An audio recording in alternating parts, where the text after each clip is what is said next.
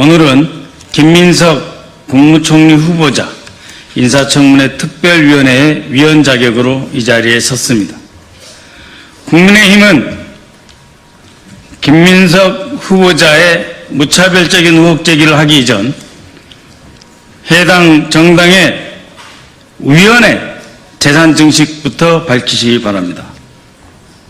공정과 상식의 잣대는 스스로에게 먼저 적용하십시오. 존경하는 국민 여러분, 최근 총리 인사청문위원인 국민의힘 주진우 의원이 김민석 총리 후보자에 대해 재산 형성과 채무 변제 의혹 제기 그리고 무차별적인 정치 공세를 반복하고 있습니다. 마치 자신은 아무런 죄가 없느냐, 아무런 흠결이 없느냐, 도덕적 우위를 자처하며 심판의 칼날을 휘두르는 듯 합니다. 그러나 정작 주진우 의원 본인 자신의 재산 형성과 사인 간의 채무 등에 대한 의혹은 해소되지 않고 있습니다. 오늘 이 자리를 통해 몇 가지 점을 분명히 지적하고자 합니다. 2024년 4월 26일 기준 공직자 재산 신고상 주진우 의원 본인 재산은 엄청납니다. 본인과 가족 명의로 신고된 재산 액수가 무려 총 70여 원에 해당합니다. 자그마치 김민석 후보자의 35배, 3,500%에 해당하는 어마어마한 액수입니다. 이 중 부동산은 약 40억 원, 예금과 현금, 주식 등 동산이 물경 31억 원, 차량이 1억 원 등입니다. 20년 가까이 공직에만 있었다는 사람이 도대체 검사 월급이 얼마나 된다고, 생활비 다 쓰고 남으면 뭘 저금할 게 있다고 70억 원의 재산을 모을 수 있습니까? 김민석 후보자 가족 전체 재산은 약 2억 원인데 주진우 의원 가족 재산은 작년 7개월 동안, 단 7개월 동안 2억 4천만 원이 늘었습니다. 김민석 후보자 가족 재산 전부인 2억 원의 120%에 해당하는 돈을 단 7개월 만에 불린 것입니다. 2025년 3월 등록된 공직자 재산 신고액을 기준으로 본인 예금은 5억 5천만 원, 배우자 예금 6억 6천만 원, 장남 예금은 1년에 4천만 원이 늘어서 자그마치 7억 8천만 원에 해당합니다. 일부 보험이 있었다고 하지만 상당 액수가 언제든지 현금으로 인출 가능한 현금성 자산들입니다. 이렇게 많은 현금성 자산을 가지고 있는 주진우 의원이 2024년에 사인 간의 채무는 1억 원, 배우자 1억 8천억 원이 있습니다. 합치면 2억 8천만 원입니다. 김민석 후보자 사인 간의 채무 4천만 원이 있었다. 지금 있는 것이 아니고 있었다. 8천만 원이 있었는데 다 갚았다. 그걸 시비 삼고 있는 현금성 자산 약 30억 원에 달하는 돈을 가진 사람이 채무가 부부 합쳐 2억 8천만 원이 있습니다. 그러면 주진우 방식대로 물어보겠습니다. 현금성 자산 액수가 상당함에도 불구하고 사인 간의 채무 2억 8천만 원에 달하고 있는데 이것은 진짜 빌린 것 맞습니까? 또 1억 원에 대해 상환했다고 되어 있는데 무슨 돈으로, 어떤 소득으로 갚았습니까? 현금성 자산이 그렇게도 많은데 왜 빌렸고, 그런데도 여전히 갚지 않은 돈은 또 왜 이렇게 많이 있습니까? 또 배우자는 1년간 274만 원을 상환하는 데 그치는데 은행 대출을 월할해서 상환하는 방식도 아닌 사인 간의 채무인데 왜 300만 원도 아니고 274만 원을 갚습니까? 위장 채무입니까? 진짜 채무 맞습니까? 주진우 의원과 가족들이 보유한 상가, 예금에 포함된 현금성 자산 등에 대한 상세한 재산 형성 경위를 알 수가 없습니다. 또 공직자로서 재산 신고는 되어 있다고 하나 그 출처에 대해서는 알 수가 없습니다. 혹시 정치권 임무를 앞두고 그에게 후원금을 예금으로 돌려 보관하고 있는 것은 아닙니까? 이에 대해서 검찰은 인지사건으로 수사하지 않고 뭘 하고 있습니까? 서로 봐주기 하고 있습니까? 또 주진우 의원의 아들 2005년생으로 김민석 후보자의 아들과 같은 나이입니다. 2005년생 주진우 아들과 2005년생 김민석 후보자의 아들 같은 나이인데 벌써 주진우 의원의 아들은 7억 4천만 원에 달하는 예금을 가지고 있습니다. 예금 200만 원 신고한 김민석 후보자 아들보다 370배에 해당하는 돈입니다. 조부의 증여에 의해서 형성된 것 아닙니까? 정상적이라고 자신할 수 있습니까? 조부의 증여가 맞습니까? 주진우가 김민석 후보자에게 조롱하는 용어를 빌려 쓴다면 할아버지가 스폰서입니까? 김민석 후보자는 모든 재산 증식을 세무신고 등 합법적 절차에 따라 진행했으며 그 내역도 제출하고 있습니다. 차용증 사본도 언론을 통해 공개하고 있습니다. 그렇다면 주진우 의원도 본인의 재산 증식 과정과 사인 간의 채무 그리고 그 차용금에 대한 차용증을 국민 앞에 낱낱이 공개할 의사가 있습니까? 모든 것을 다 해봐야 김민석 의원 재산 2억입니다. 거기 어디에 부정부패가 있습니까?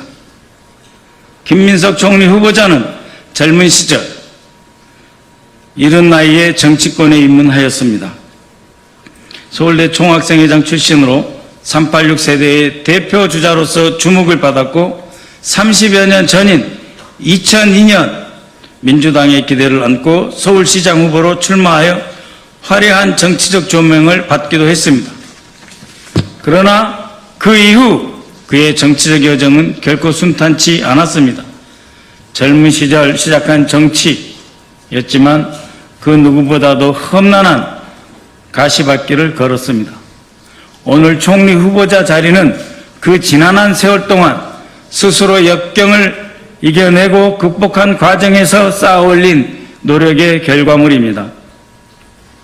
정치자금 문제로 시련을 겪었고 표적 사정과 과중한 세금 압박으로 경제적 고통이 수년간 이어졌습니다. 전세금을 털어서 추징금을 갚고 매달 숨막히는 그 무거운 중가산세에 시달리며 신용불량자 신세까지 떨어졌습니다. 낙선과 정치 복귀를 반복하며 수많은 좌절과 실패를 맛보아야 했습니다. 화려하게 시작했지만 결코 쉽지 않았던 시간들, 그 시간 속에 누구도 김민석 후보자가 정치적으로 재기할 수 있을 것이다 라고 생각조차 하지 못했을 그럴 시간들이었습니다. 그러나 포기하지 않고 묵묵히 견뎌 마침내 국민 앞에 다시 선 사람, 그것이 오늘 우리가 바라보는 김민석 총리 후보자의 모습입니다. 그 긴 시간 동안 그는 누구보다 외로웠습니다. 정치적 후광 없이 거대한 조직이나 스폰서에 기대지 않고 스스로 버텨냈습니다. 주변 지인의 인간적 도움 이외에 기댈 곳조차 없었습니다. 정치적 미래가 불투명한 시기에도 끝까지 책임을 회피하지 않고 모든 추징금과 세금을 완납하며 자신과 가족을 지키기 위해 싸워온 사람입니다. 김민석 후보자는 과거 사건에 대해 사법적 심판을 이미 받았습니다. 처벌받을 만큼 받고 고통받을 만큼 받았습니다. 벌금형을 수행하며 법적 책임을 졌습니다. 전세금을 털어가며 2억 원의 추징금을 성실하게 납부했고 동일 사안에 대해 매월 140만 원에 달하는 중가산 증여세도 납부했습니다. 20여 년 가까운 세월 야인으로 지내면서 정치적 책임까지도 졌습니다. 그런 모습을 주진우 의원이 피식하며 웃어 비웃을 수 있습니까? 본인 얘기대로 자기 객관화가 너무 안 되는 것 아닙니까? 수많은 시련과 짐을 온몸으로 감내하며 여기까지 온 총리 후보자의 앞에서 정치적 공세를 위해 스스로 온 매무새를 가다듬을 정도의 정중함은 지켜줘야 하는 것 아니겠습니까? 국민의힘 주진우 의원께 촉구합니다. 정치적 도덕성을 말하려면 스스로의 거울부터 먼저 들여다보아야 합니다. 남의 상처를 발판 삼아서 자신의 정치적 이익을 쌓으려는 저렴한 공격은 국민의 상식과 공감을 얻을 수 없습니다. 김민석 후보자에 대한 무차별적 정치 공세를 중단하고 먼저 본인의 재산 형성, 정치자금, 금전거래, 자녀의 재산 형성 과정에 대해 국민 앞에 투명하게 소상히 밝히십시오. 그 과정에서 이해 충돌은 없었는지 충분히 소명해야 할 것입니다. 공정과 정의는 남을 두들겨 패는 도구가 아닙니다. 자기 자신을 뒤돌아보는 거울이 되어야 할 것입니다. 그렇습니다. 알다시피 1964년생 62세인데 가해서 재산이 2억 원입니다. 그 2억 원을 갖고 있는 총리 후보자가 과연 몇 명이나 있었습니까? 한덕수 윤석열 정권의 총리 재산이 얼마였습니까? 그리고 최상목 총리 권한대행, 대통령 권한대행이라는 사람은 해외에 가지고 있던 달러만 해도 2억 원 아닙니까? 그 외환관리법 위반 아닙니까? 달러 투자만 해서 2억 현금 재산, 현금성 재산을 가지고 있는 총리 권한대행에 대해서 단 한 번이라도 언론은 물론이거니와 국민의힘 그 어느 쪽에서도 비판한 적 있습니까? 왜 김민석 총리 후보자에게 20여 년 지난 일 가지고 이렇게 벌떼처럼 나서는 것입니다. 그 벌떼처럼 나서는 의혹 제기의 장본인 주진우 의원 7개월 만에 김민석 후보의 전 재산 2억 원보다 120%나 많은 2억 4천만 원을 7개월 만에 불리는 엄청난 능력의 소유자. 과연 합법적이었습니까? 그래서 공정과 상식이라는 잣대로 김민석 총리 후보자의 방망이질 그만두시고 스스로를 돌이켜보는 거울로 삼고 자중하실 것을 촉구하는 바입니다. 감사합니다. 예. 예. 김민석 후보자가 5년간 벌금금을 갖고 예. 세월에 나간 비용을 감당하기에는 본인의 그 수입이 그 세비밖에 없었는데 그 예. 세비로는 그렇게 감당하고 또 2억까지 그 2억 1,500을 재산 신고를 했는데 그것까지 그 재산까지 갖기에는 그 총 얼마입니까? 그러면 질문하시는 기자님 보시기에 세비가 4년에 얼마죠? 5년간 예. 5억 예. 5억 정도 선이라고 그렇죠. 예. 그리고 갚아야 될 돈이 얼마인데요? 갚아야 될 돈도 그 정도 되죠. 예, 거의 그 정도 됩니다. 그리고 방금 말씀하신 때는 이제 결혼하고 있는 상황이고, 그래서 자신의 세비 거의 다를 거기다 썼다고 저는 생각하고 있습니다. 그 빚을 다 갚은 거죠. 예. 아니, 그래도 좀 부족한 그 세비로 다 갚기에는 생활을 네. 해야 되고 또 그래서 결혼했잖아요. 교육은 이미 다 끝났고. 그리고 저 헌금도 2억을 했다고 나와요. 네. 그러니까 그 모든 과정에 대해서 총리 청문회 때 충분히 소상히 밝힐 것이라고 봅니다. 여러분들이 제기하시는 그런 부분에 대해서 우리가 할 수 있는 모든 것을 다 하고 책임을 진 김민석 후보자에게 앞으로 그 청문회 과정에서 충분히 다 증거를 제시할 것으로 그렇게 알고 있습니다. 그럼 지금 증거는 여당 의원들한테 제시한 아니 이미 다 본인이 다 공개를 했지 않습니까? 그러니까 지금 그러니까는 지금 기자님 말씀하신 것은 몇 월 달에 얼마 갚은 내역을 내라 이 말입니까? 지금 그렇게 재산을 그렇게 한 사람이 있습니까? 지금 역대 총리 중에서 그렇게 한 사람이 있습니까? 그리고 지금 야당에서 지금 전 부인, 현 부인까지 다시 지금 무슨 참고인이다, 증인이다 이렇게 불러내겠다고 하는 그런 경우가 있습니까? 저는 그런 것이 없었다고 생각합니다. 지금 그렇게 일방적인 정치 공세로 김민석 총리 후보자에게 대해서 몰매를 가하는 태도는 단 한 번도 없었다. 과거 20여 년 동안 총리 청문회 역사 속에서 단 한 번도 없었다고 저는 알고 있습니다. 재산 형성 과정이 김민석 총리 후보자는 재산이 형성된 게 없습니다. 벌어서 그냥 다 빚 갚고 겨우겨우 숨만 쉬고 살아온 거예요. 그렇지 않습니까? 그 부인 가게 하고 계시고요. 그러니까 그 과정을 이제 투명하게 공개하는 그거 왜 투명하게 공개해야 돼? 과도한 요구죠. 왜냐면은 부인하고 같이 살면서 부인은 경제활동을 하고 계시는데, 그런까지 다 해서 이야기하라는 거예요?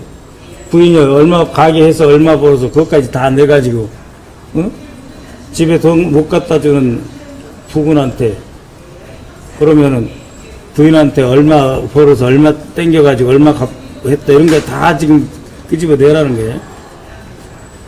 그런 거잖아요. 한덕수 전 총리 같은 경우에 그렇게 돈이 많으면서, 자기가 그 주미 대사할 때 그림만 파른 게 5번 전시회를 한 사람에 대해서 단 한 번이라도 문제 제기한 적 있습니까? 그렇게 숨만 겨우겨우 살아서 죽음을 이겨낸 김민석에게 돈 2억 있는 김민석에게 그렇게 요구를 하는 게 맞습니까? 김민석 후보자가 답변을 못해서 안 하는 것이 아니죠.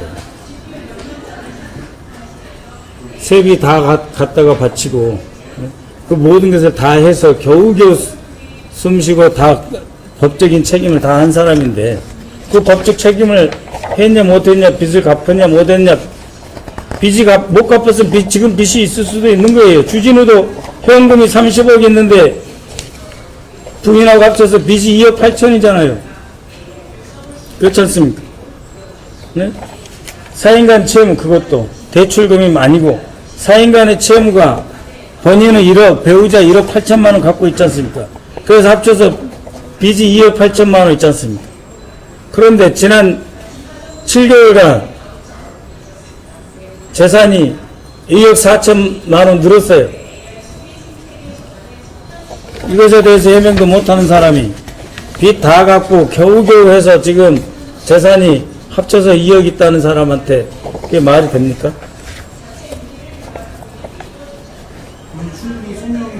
그렇습니다. 네? 세비로 다 갚았지. 그럼 그걸 어디서 김민석은 얘기했어요? 그 대출금을 국민의힘에서는 정치자금도 의심을 하고 있는데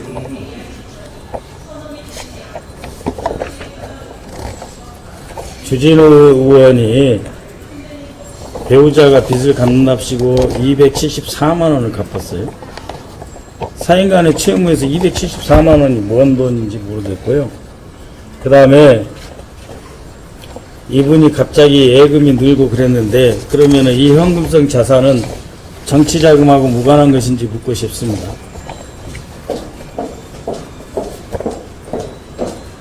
여기까지 그러면 그게 이제 정치자금이 아니라는 겁니다. 저는 그렇게 알고 있습니다. 한 가지만 그 아들 동아리법 관련해서 그 공동 발의에 김민석 후보자가 아니라고 했지 않습니까? 아니 공동 발의자 이름이 들어간 거 아니에요? 김민석 의원이요? 네. 김민석 의원이 공동 발의 왜 못합니까? 웬만한 법들은 10명이 이상이 있어야 법이 발의가 되잖아요. 저도 하루에 10건씩 이상 공동 발의해달라고 의원님들이 요청 들어옵니다. 그럼 웬만한 거 다 같이 공동 발의해주고 있습니다. 예? 아들의 입법 활동 아들이 무슨 입법 활동을 해요? 그런 이제 아니 아들이 무슨 입법 활동을 해요? 동아리 활동에서 하는 것을 어쨌든 입법 활동으로 이어진 거 아닙니까? 아니 아들이 동아리 활동하는 거하고 내가 다른 의원들하고 입법 활동하는 거하고 무슨 상관이 있어요? 별개라고 보시면 아니 그 담당 교수가 자신의 조교였다고 이야기 인턴이었다고 확인했지 않습니까? 지금 법이라고 하는 게 우리가 1년에 500건 이상 500건이 뭐예요? 한 6, 700건 이상 통과가 되는데 그건 다 동료 의원들 간에 공동 발의해서 하는 것이에요. 그리고 지금도 제 단톡방에 보면은 10건 이상 공동 발의해달라고 요청이 들어와 있어요. 지나가는 경우도 있고 내가 해주는 경우도 있고 그래요. 법이라 공동 발의라는 게 그렇습니다. 대표 발의가 있고 공동 발의가 있지 않습니까? 그거는 그러면 그 문제는 아빠 찬스 의혹이라는 거에 대해서는 아니 아빠 찬스라니요. 그러면 그걸 가지고 그 김민석 의원 아들이 무슨 이득을 봤나요?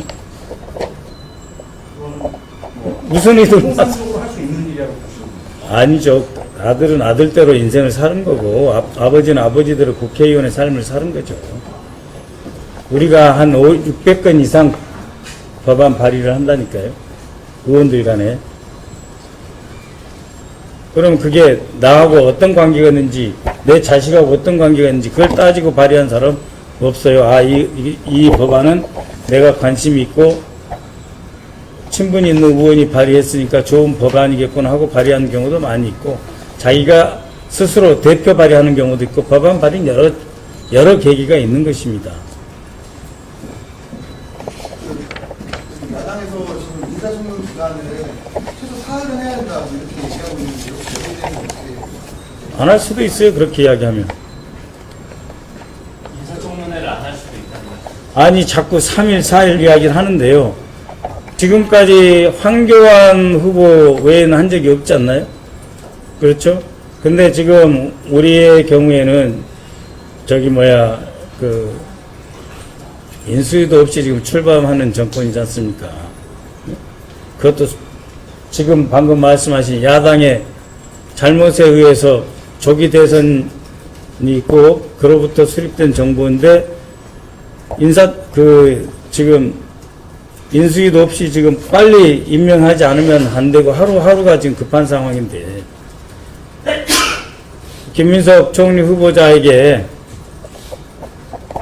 정책을 질의하거나 하는 시간으로 이틀이면 충분합니다.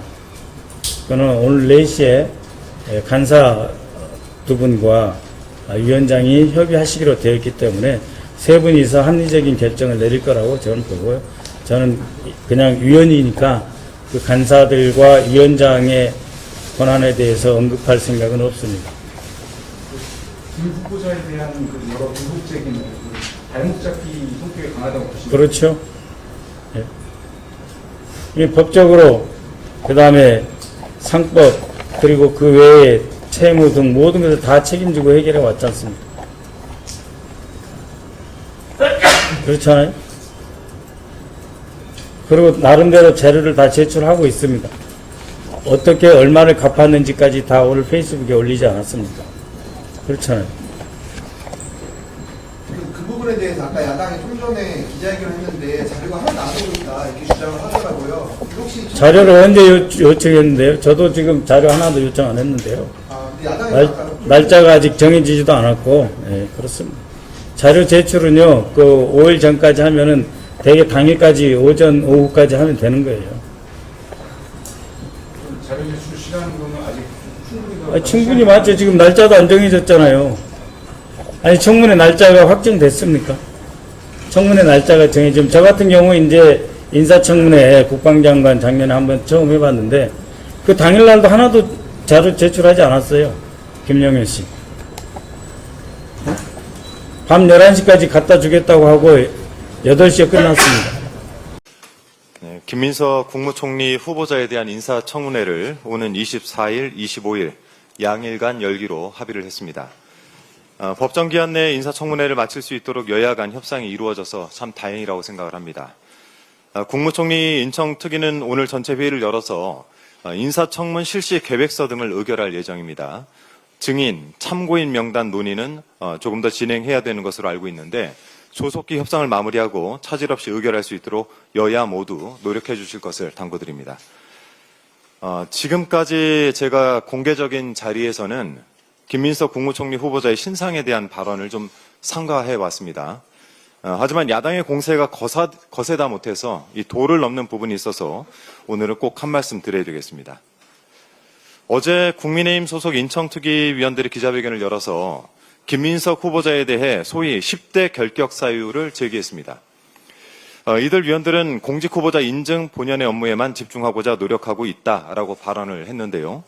결격 사유가 있는지 그 흠결이 얼마나 큰지를 검증하는 일 자체는 이 특위 위원들에게 맡겨진 책무이니 크게 비판하진 않겠습니다. 그런데 과연 지금 국민의힘 인청특위 위원들의 행태가 인사 검증이 맞는 것입니까? 후보자의 재산을 비롯한 각종 의혹을 확인하겠다면서 국민의힘 측이 신청한 명단이 언론 보도를 통해서 어느 정도 공개가 된 바가 있는데요. 특히 각종 자금의 출처를 확인하기 위해서 김 후보자의 배우자까지 증인으로 부를 계획이라는 보도를 보았을 땐 경악을 금치 못했습니다. 국민의힘에게 묻겠습니다. 정말 자신 있습니까? 의혹에 대한 확실한 증거와 논리는 마련해놓고 증인을 요구하는 것이겠죠. 김 후보자의 배우자, 심지어 지금은 가족이 아니게 된 분까지 청문회장에 불러드리겠다라고 할 때는 그만한 믿는 구석이 있을 것이라고 생각합니다. 그리고 꼭 그렇게 준비가 돼 있어야 할 것입니다. 김 후보자와 그 가족이 망신을 사느냐 아니면 국민의힘이 되려 망신을 사느냐 잘 판단해 보시기 바랍니다. 후자인 경우에는 뒷수습 감당하셔야 될 겁니다. 그리고 인청특위 위원인 주진우 의원에 대해서 특별히 한 말씀 더 드리겠습니다. SNS에 김민석 후보자를 저격하는 메시지를 내면서 이렇게 적었더군요. 국회의원 아빠 없는 사람은 어디 서러워서 살겠나. 땡전 한 푼 없던 사람이 아들 국제고 코넬대 보내는 건 기적 아닌가. 김 후보자의 자녀 관련 사항, 재산 형성 과정에 대해 각종 의혹을 제기한 주진우 의원, 얼마나 청렴결백한지 같이 한번 돌아봅시다. 어제 박선원 의원이 기자회견을 자청해서 주진우 의원의 재산 형성에 대해서 각종 의혹을 제기했는데요. 인사청문회를 떠나 본인 의혹의 심각성이 매우 중대해 보입니다. 박 의원에 따르면 지난해 4월 기준 공직자 재산신고상 주진우 의원과 가족 재산이 총 70여억 원에 달한다고 합니다. 부자시네요. 1999년 제41회 사법고시 합격한 이래 내내 검사 생활을 해왔고 아버지 또한 공안부장까지 역임한 검사 출신이라는데 이런 재산 도대체 어떻게 형성이 된 겁니까? 더욱이 2005년생인 주진우 의원 아들은 7억 원 이상의 예금을 보유하고 있다라고 하는데 주진우 의원의 주장대로라면 국회의원 아빠 없는 사람 어디 서러워 살겠습니까? 동갑인 것으로 알려진 김민석 후보자 아들의 예금 보유액 200만 원에 370배에 달하는 수준입니다. 이제 갓 20살 넘은 청년이 무슨 수로 억소리 나는 현금을 저축한 것인지 밝혀야 되겠습니다. 주진우 의원은 김민석 후보자 재산이 5년간 8억이 늘었다라면서 그 경위를 해명해야 한다라고 주장하던데 박선원 의원이 확인한 바에 따르면 주진우 의원 가족 재산은 7개월간 약 2억 4천만 원 정도 늘었습니다. 증가세를 따지면 어느 쪽이 더 빠르게 재산을 축적하는 것일까요? 남 헐뜯는 것만 잘하는 줄 알았더니 돈 모으는 재주도 있으십니다. 주진우 의원 본인 상황에는 두 눈 질끈 감고 남의 흠결만 들춰내고 있으니까 이런 상황을 두고 머무든 개가 겨무든 게 나무란다 이런 말이 나오는 것 아니겠습니까? 새롭게 출범한 국민주권정부가 국민의 뜻을 받들어 일하려면 무엇보다 국무총리를 비롯한 각종 인선을 원활하게 이루어져야 할 것입니다. 이 납득하기 어려운 사유를 들어서 인사청문회를 지연시키거나 직무수행과는 상관없는 일들을 들춰내서 후보자와 그 가족에게 깊은 상처를 입히거나 말도 안 되는 의혹들을 거론하면서 국정을 발목 잡는 일은 없길 바랍니다. 부디 이성들을 되찾길 바랍니다. 이상입니다. 지금 국민의힘과 일부 언론의 김문수 국무총리 후보자 공격이 선을 넘은 지 오래입니다. 국민의힘은 능력 검증은 제쳐두고 오로지 신상 털기 망신 주기에 혈안이 되어 있습니다. 그 선봉에 주진우 의원이 있습니다. 그래서 주진우 의원과 같은 기준으로 저희들도 검증에 나서고 있습니다. 오늘은 주 의원의 아버지와 과거 담당했던 민교투 사건과 관련해서 사실을 말씀드리려고 합니다. 민교투 사건은 1986년 공안당국에 의해 이적단체로 조작된 사건이었고 5번의 선생님들께서 옥살이를 하셨습니다. 그런데 이 사건은 2년 전 재심을 통해 무죄가 선고됐습니다. 관련해서 당시 조작 수사로 억울하게 옥살이를 하셨던 분들 중 2분이 오늘 함께 하셨습니다. 먼저 소개를 드리겠습니다. 그 당시 억울하게 누명을 썼던 윤병선 선생님이십니다. 노현설 선생님이십니다. 오늘 기자회견은 제가 먼저 준비한 기자회견문을 낭독하고 그리고 2분의 선생님의 발언으로 진행하도록 하겠습니다. 그럼 제가 준비한 기자회견을 낭독하겠습니다. 지준우 의원님, 김민석 후보자의 가족을 문제 삼았던 그 기준 지금도 유효합니까? 그렇다면 이제는 의원님의 가족, 특히 아버지 주대경 전 검사에 대해서도 국민 앞에 설명하셔야 합니다. 1986년 민교투 사건을 주진우 의원은 아십니까? 전두환 정권 시절입니다. 민주교육을 염원하던 교사들의 자발적 모임 민교투는 공안당국에 의해 이적단체로 조작됐습니다. 이 과정에서 서울대 사범대 출신 교사들을 포함해서 6분이 국가보안법 위반 혐의로 구속 기소되었고 그중에서 5명은 유죄 판결을 받아 실형을 살기도 했습니다. 당시 이 사건을 맡았던 공안검사 중 한 명이 바로 주진우 의원의 아버지 주대경 검사였습니다. 수사 과정에서 불법 구금, 고문, 영장 없는 압수수색, 강압적 자백 유도 등 그야말로 심각한 인권 침해가 자행됐습니다. 공안검사들은 젊은 교사들을 간첩으로 몰아 인생을 송두리째 무너뜨렸습니다. 그리고 37년이 지난 2023년 서울중앙지방법원은 이 사건이 공안 조작이었다는 사실을 인정해서 전원 무죄를 선고했습니다. 법적으로도 역사적으로도 명백히 잘못된 수사였음이 확인되었습니다. 주대경 검사와 주대경 검사의 아들인 주진우 의원에게 요구합니다. 민교투 사건은 조작된 수사였습니다. 그러나 억울하게 고통받은 교사들에게 지금까지 주대경 검사는 사과 한마디도 없습니다. 국민들이 지켜보고 있습니다. 지금이라도 사과하십시오. 젊은 교사들을 간첩으로 몰았던 공안검사 주대경이 축적한 재산 일부는 아들 주진우 의원과 그리고 주진우 의원의 아들인 손자에게로 대물림되었습니다. 그런데 주진우 의원이 물려받은 것은 재산만이 아닙니다. 주진우 의원은 범인을 정해놓고 의도한 대로 수사에 단정 짓는 그 못된 기질까지 아버지로부터 물려받았습니다. 그리고 그 버릇을 여전히 못 버리고 김민석 국무총리 후보자는 물론 가족까지 악마화하고 있습니다. 아버지가 그랬던 것처럼 비열하게 그리고 비인간적으로 한 가족을 무너뜨리려 하고 있습니다. 지금 이 시점에서 주진우 의원과 아버지 주대경 검사의 과거를 조명하면서 극명하게 대비되는 김민석 후보자와 어머니 김춘호 교사를 떠올리게 됩니다. 1986년 민교투 사건 조작 사건이 벌어지던 그 즈음 김민석 후보자는 5.18 민주화 운동을 알리려던 미 문화원 사건으로 인해서 3년간 독방에 복역 중이었습니다. 아들이 구속되자 어머니 김춘호 교사는 민주화 운동에 적극 나섰습니다. 민가협 초대 회장으로 그리고 아들은 물론 다른 민주화 운동 가족과 수감된 학생들을 돌보는 일에 앞장섰습니다. 김승훈 신부와 함께 박종철 기념 사업회를 발족시킵니다.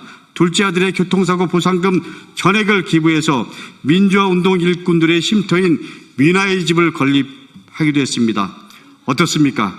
국민 여러분, 시민 여러분, 주진우 의원이 아버지로부터 공안검사 DNA를 물려받았다면 김민석 후보자는 어머니로부터 민주화 운동 DNA를 물려받았던 것입니다. 그래서 윤석열 검찰 독재 정권 내래세력의 잔당 주진우 의원이 민주주의를 복원하는 민주주권 정부 초대 국무총리 후보자 김민석을 공격하는 것입니다. 역사의 아이러니입니다. 주진우 의원, 누구를 비난하기 앞서서 먼저 본인과 본인의 가족을 돌아보고 검증해 보시기 바랍니다. 주 의원은 누구보다 도덕적 기준을 말하고 강하게 의혹을 제기하는데 그 기준이 남에게만 적용되는 것이라면 그야말로 정의를 가장한 위선입니다. 그 기준대로면 주 의원의 아버지와 주 의원은 피해 당사자들과 국민들에게 사과해야 마땅하고 그리고 역사의 심판을 받아야 됩니다. 그러나 그 할아버지, 그 아버지, 그 손자 다 떳떳하게 살아가고 있고 그리고 그 손자까지 대물림과 권력을 물려주기 위해서 혈안이 되고 있는 것처럼 보입니다. 다시 한번 말씀드립니다. 저 강도권은 우리 국민들과 시민들과 함께 국민정부를 이끌어갈 이재명 대통령과 그리고 김민석 국무총리 후보자 새로운 시대를 열망하는 모든 분들과 함께 주진우 의원 그리고 주진우 의원이 속한 국민의힘과 함께 끝까지 싸우겠습니다. 그러면 두 분의 발언을 듣도록 하겠습니다.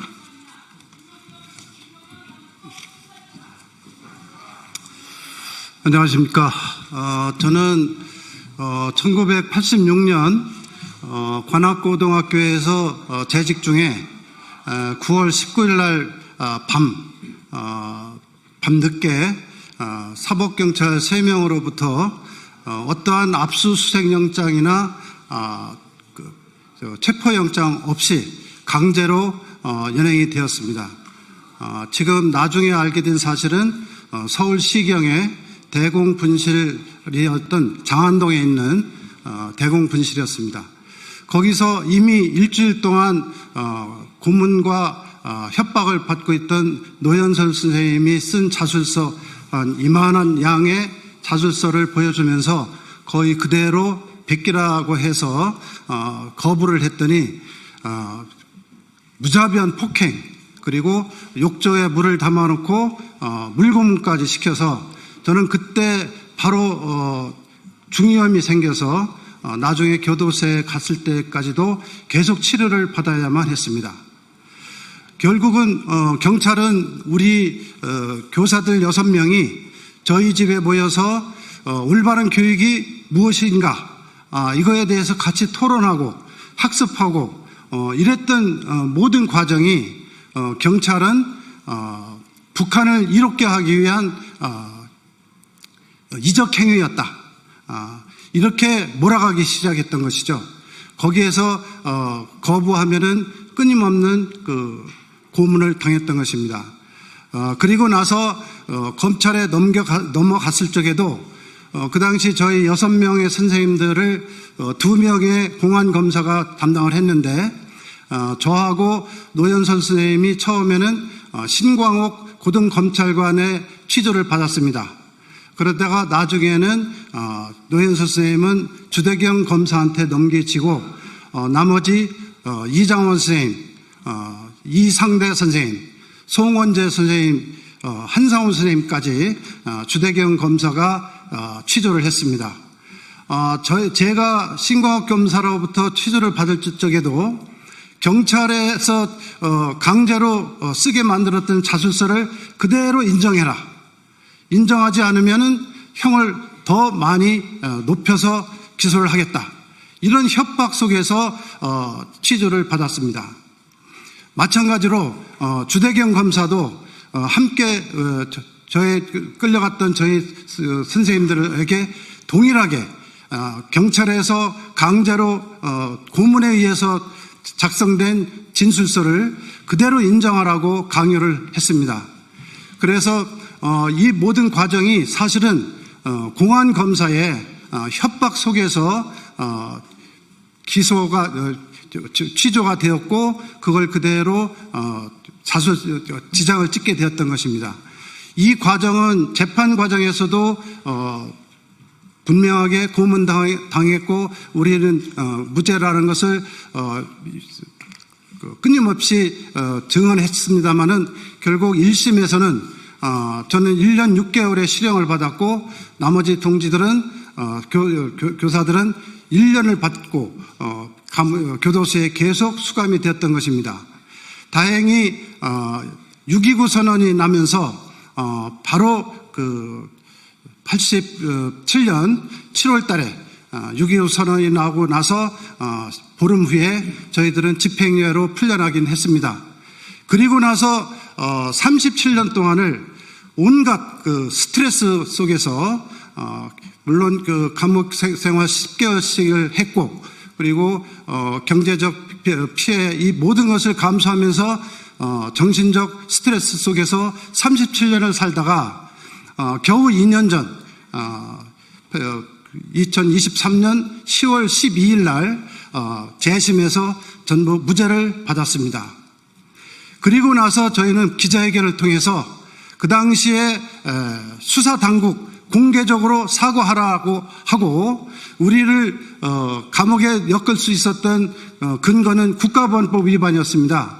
그래서 국가보안법 7조 이것도 폐지할 것을 같이 요구했던 것이죠. 그러나 지금 어떻습니까? 그 당시 수사했던 경찰, 그리고 협박을 일삼아서 강제로 기소했던 그 공안검사 주대경, 아무런 공개적인 사과 없이 지금 아주 얼마나 잘 살고 있습니까? 그리고 아들까지 이것이 대물림 되어서 지금 국회의원까지 하고 있는 실정입니다. 저는 이재명 대통령께서 그 현충일 날 일제 그 친일파 했던 인간들이 3대에 걸쳐서 호의식하고 독립운동했던 우리 그 선조들은 3대가 다 망했다, 앞으로는 이런 일이 없도록 하겠다고 하는 발언에 대해서 감격했습니다. 이제는 그 당시 독재 권력에 아부하고 무고한 우리 교사들까지 국가보안법으로 그 기소했던 공안검사들 이제 처벌해야 됩니다.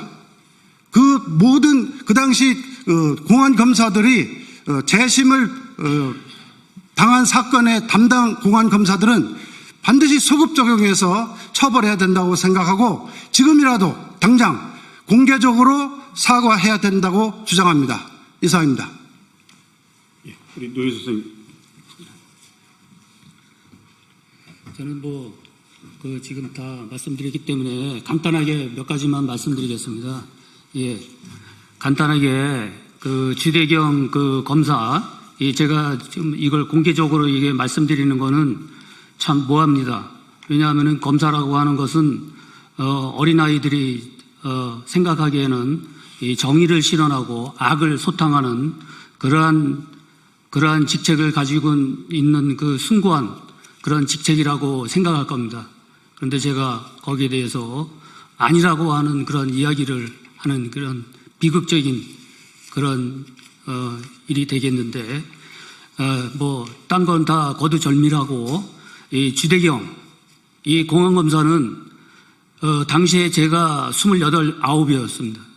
이럴 때 이 주대경 검사와 그 만남은 결국에는 그 후에 그 실체를 알게 됐습니다.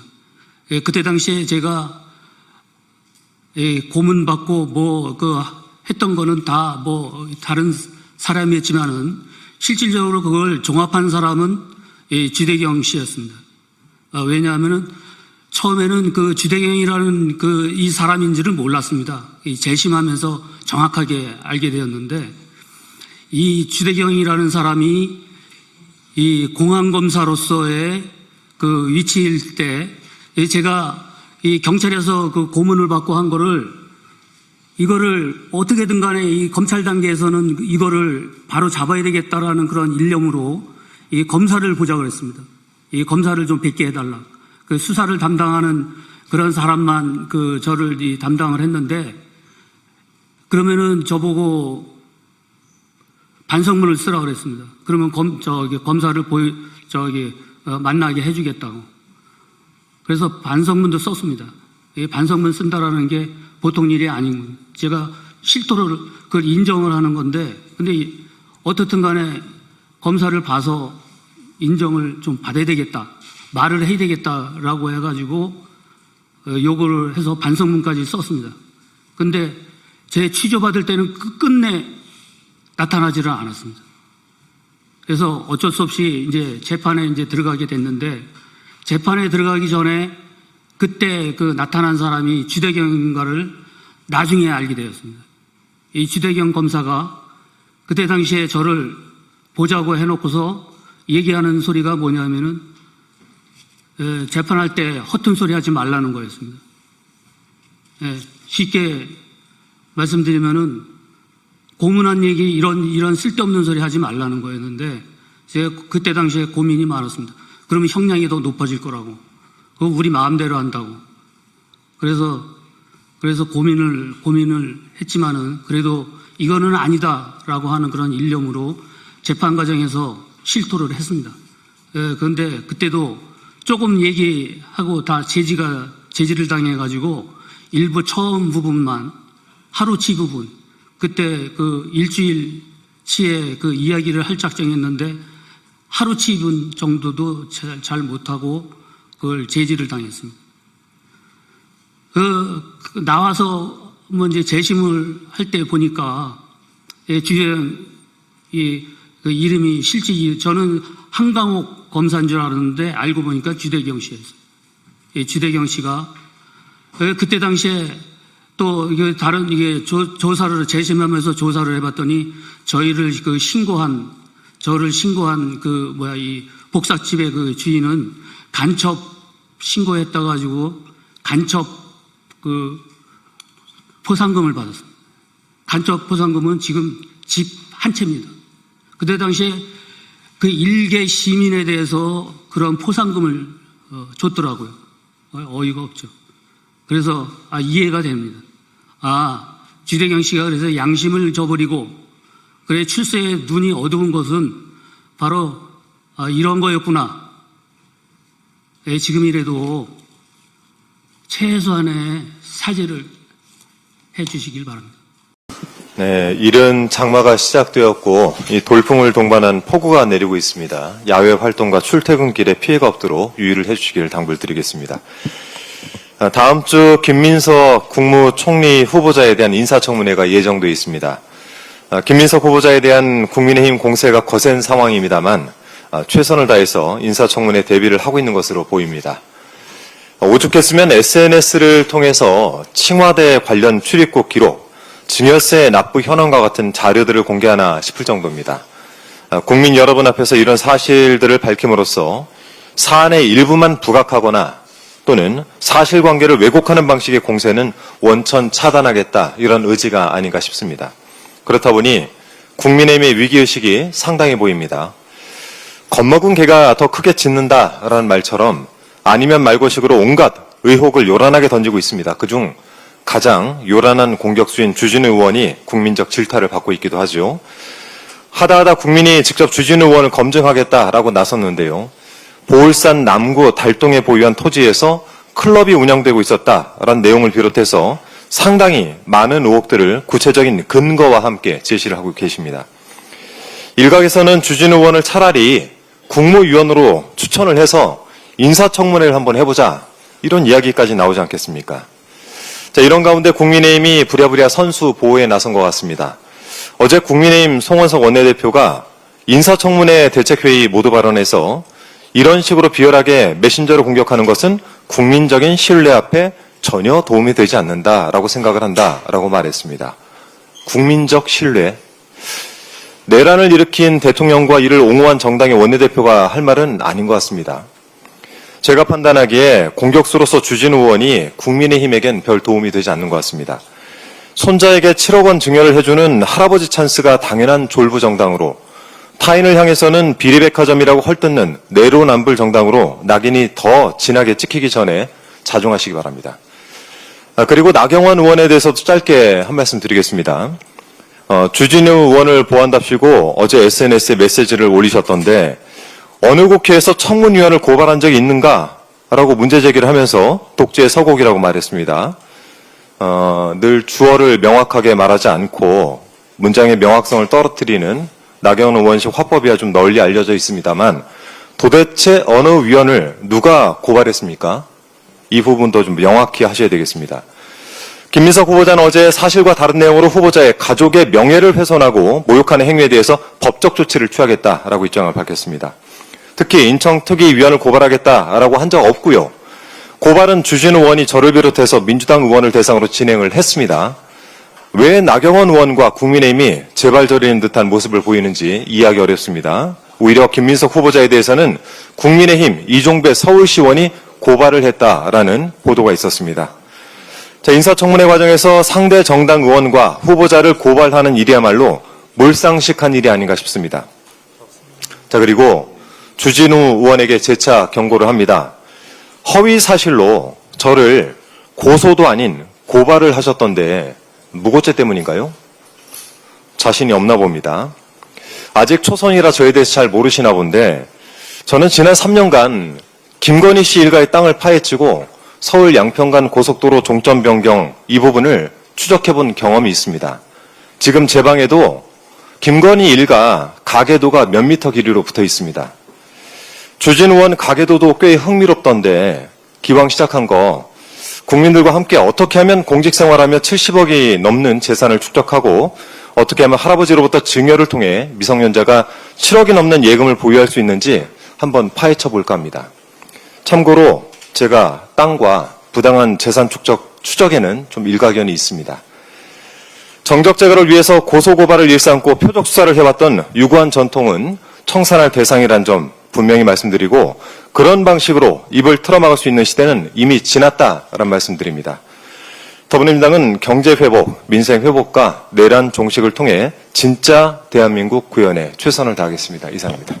다음으로